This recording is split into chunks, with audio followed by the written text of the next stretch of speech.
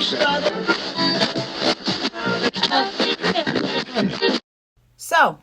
the worst mom in America comes back to TikTok, and I'm going to talk about it. Welcome back to the Freedom Pines podcast. I'm your host, Jamie A.B. Today we're going to be talking about Casey Anthony. And I know you guys are like, well, you usually talk about politics. Yes, and I also talk about pop culture. And the pop culture topics that I'm going to be talking about for the most part are usually when it has to do with children. Because I am becoming more and more absolutely disgusted with the amount of mothers that are monetizing their insanely terrible mothering. Okay? And truly, I want to let you guys know that when I'm talking about the politics that I talk about, I'm speaking out because I want a better future for my children. I want them to be able to afford groceries, afford a house, and live in the Canada that was prosperous like I once lived in. So, you know, if that is something that you guys think would be interesting, please follow along. And I promise you guys that if you enjoy my political commentary, that I think you'll enjoy the common sense commentary that I will be bringing to the pop culture subjects as well. So let's dive right in. So there is this phenomenon on TikTok where people have really normalized monetizing being horrendous parents, okay? Whether that be these mothers who monetize their filthy, disgusting houses. And yes, I have ADHD, and no, it is not an excuse for your children to literally be neglected and you exploit that online, okay? All the way to the Ash Trevinos who are actively allegedly emotionally abusing their children on screen. And here's the thing is that I'm not sure how much of that is alleged, because what I witness as somebody who went to school for CYW and is a mandated reporter in Canada, I don't think that crosses state lines, but I'm not sure. Maybe I should look into that. I know a little bit of what I'm talking about because I unfortunately had to study child abuse when I went to school, and it was one of the worst things that I ever had to sit through. But the fact of the matter is that even on when we were learning about child abuse and we had to look at photos, because yes, you need to be able to identify different types of what it looks like with an open palm hit versus just falling into a wall, you know what I mean? Things like that. And as soon as we were done, all of those photos were blacked out to save the privacy of those children, but to also teach us, you know what I mean? But these moms will just give these kids medical history, shortcomings, exploit even adoptions, okay? And it's really bringing out how disgusting mothers can be, okay? Because we all know that those disgusting moms exist who do end up trafficking their own children, for lack of a better word. It does happen. But what we're seeing now is people actually having children just for clout, just for internet videos, okay? And to be honest, I've seen it myself. I have known people in my past that wanted to start a family vlog, and they had steps to be able to do it because they were watching all of these different things on YouTube and Instagram and TikTok of how these people were getting so much money by exploiting their children. And I remember them being super, super mad that they couldn't have a photographer in to make a birth vlog because of COVID. And then they ended up having another baby because they wanted that birth vlog.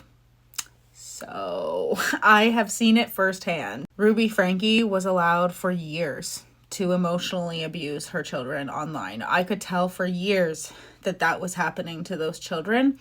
And I actually knew the moment that Jody went in because she started saying things that kind of made sense, okay? But didn't make sense to the point where,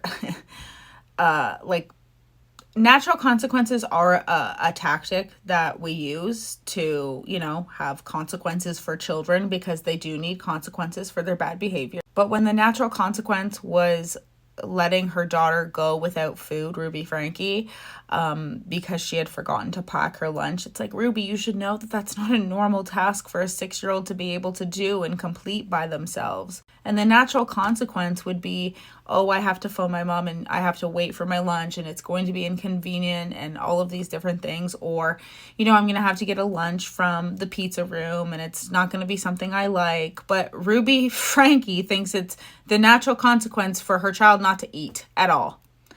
Do you understand what a day that makes for your own child and the people around your child when they're not having the nutrition that they need to eat? It's because for the most part, you have to be a flaming narcissist to exploit your life like that in the slightest, okay? There has to be something wrong with you to think that it's okay. In this day and age, I understand people starting family vlog accounts because it was like fun, and I even wanted to start this channel as a family vlog channel because I didn't realize the dangers of what it is. But we are in 2025. This is not 2015 anymore.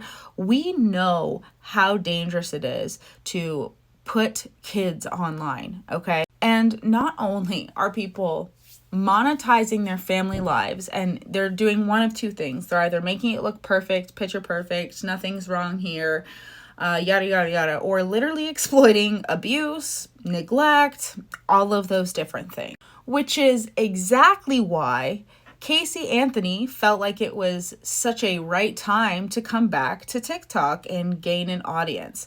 She has seen probably so many unsavory characters come back to TikTok, and she's watching and she's scrolling. She's like, Ash Trevino gets to be here and she's horrible. She took her kids to, a sex house, okay?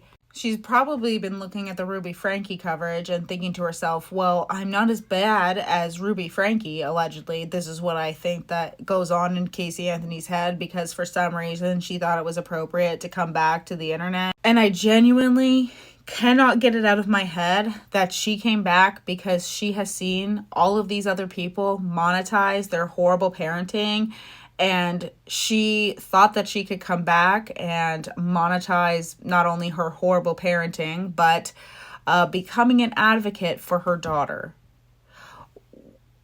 The time you should have been an advocate for your daughter, because Casey Anthony admits that she, I guess, knows what happened to her daughter, but you knew what happened to your daughter and then went out partying and knew where she was the whole time. Okay.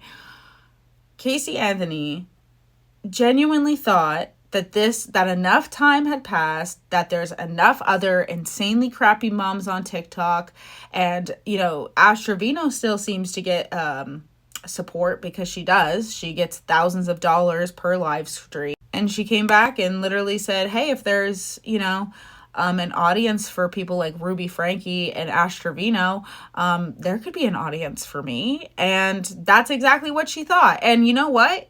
Is she that wrong when we see 70,000 people following her? You guys are disgusting. But for the most part, I will say this is one thing that has united the left and right. Okay? We all want justice for little Kaylee and can't help but think about poor Kaylee and how she would be 20 years old now. Okay? It's just a little too late, to quote JoJo. Okay? It's just a little too late, Casey Anthony, to come back and be an advocate. Kaylee needed you to be an advocate 17 years ago, okay? Nobody's falling for your BS, okay? I don't know how you convinced those jury members to fall for it. Mrs. I'm best friends with Juliette Lewis, but the internet doesn't want you. No, okay?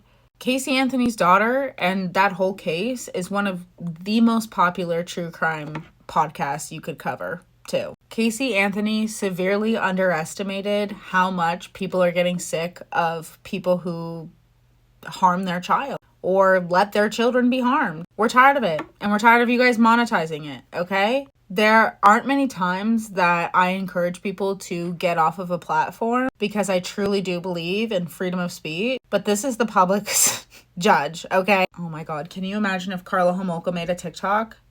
Can you imagine? Oh. Anyways, guys, what do you think? Why do you think Casey Anthony felt so emboldened to come back to social media Don't forget to like and subscribe and comment. Have a good one, guys.